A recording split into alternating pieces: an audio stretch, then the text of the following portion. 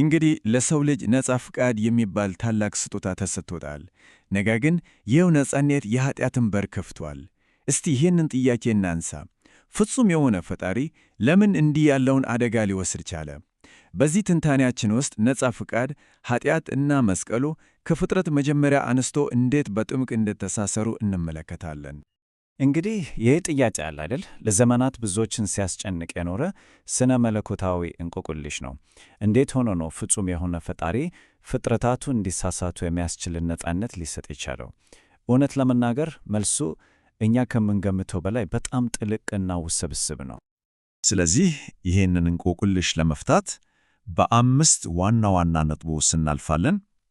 ከነጻ ፍቃድ ስጦታን ጀምርና እስከ መጨረሻው ፈጽሞ ወደ ኋላ የማይመለስ ምርጫ ድረስ ያለውን ጉዞ አብረን እንቃኛለን። እሺ፣ በመጀመሪያው ክፍላችን የነጻ ፍቃድ ምንነትን እንመረምራለን። ይህ ታላቅ ስጦታ በውስጡ ምን አይነት አደጋ እንደያዘ እስቲ እንመልከት። ነጻ ፈቃድ ስንል ምን ማለታችን ነው? በቀላሉ ሲገለጽ ፍጥረታት በምንም አይነት ግፊት ሳይሆን በራሳቸው ሙሉ ምርጫ የመወሰን ችሎታቸው ነው። ኃጢአት መስራት ግዴታም አይደለም፣ ደግሞም የማይቻልም አይደለም። ምርጫው 100% የፍጥሩ ነው።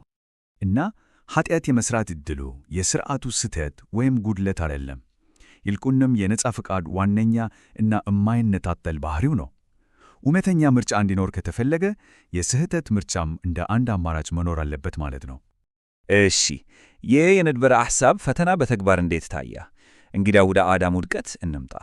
ይህ የመጀመሪያውና ወሳኙ ምሳሌ ነው። ይህ ክስተት ድንገተኛ አልነበረም። አስቀድሞ ተታየ እና አንድ ነገር ለማረጋገጥ የታለመ ነበር። እዚህ ጋር የአዳም ምርጫ እኮ ቀላል አልነበረም። በሁለት ታላቅ ፍቅሮች መካከል መወሰን ነበረበት። ፈጣሪውን ይታዘዝ ወይስ ለፍጡር ለሔዋን ይወገን? ያው ምርጫው ሁለተኛው ሆነ። ይህ ማለት ደግሞ ፍቅሩን ከተገቢው ቦታ አዛብጦታል ማለት ነው።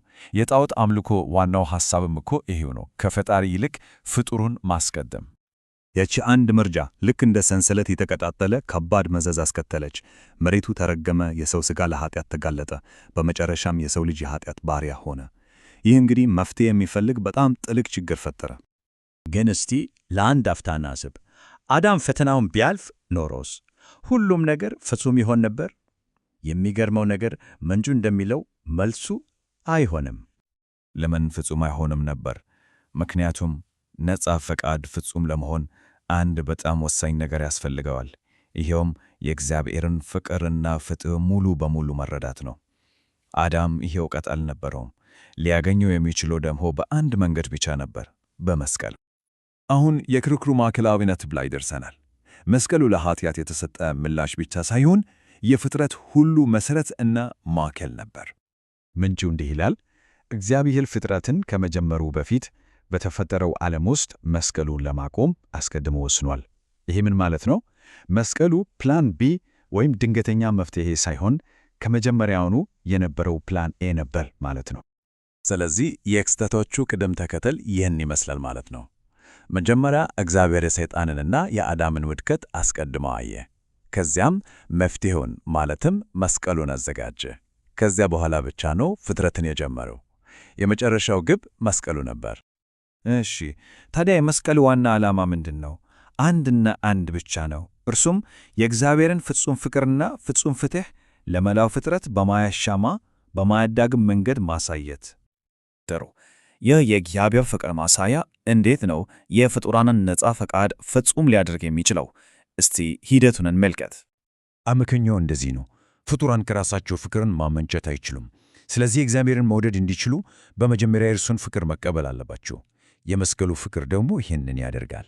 በዚህ ጊዜ ፍጡራን ከፍርሃት ሳይሆን ከፍቅር የተነሳ በራሳቸው ፈቃድ ይታዘዛሉ። ይህ መገለጥ ለሰው ልጆች ብቻ የተወሰነ አልነበረም። በጣም የሚገርመው የመላእክትንም ነጻ ፈቃድ ፍጹም ለማድረግ እጅግ ወሳኝ ነበር። በቃ መስቀሉ ለመላእክት ዓለም እንደ አንድ መለያ መስመር ነበር። ታማኞቹ መላእክት የእግዚአብሔርን ፍቅር ሲያዩ በጽድቃቸው ጸኑ፣ ጥርጣሬያቸውም ተወገደ። የወደቁት መላእክት ግን ያንን ታላቅ ፍቅር አይተው ባለመቀበላቸው በአመፃቸው ላይ የመጨረሻው ማህተም ሆነ። ይህ ሁሉ ነገር ወደ አንድ የመጨረሻና ፈጽሞ ወደ ኋላ የማይመለስ ምርጫ ያመራናል። መስቀሉ ፍጥረትን በሁለት የሚከፍል የመጨረሻው መለያ መስመር ነው።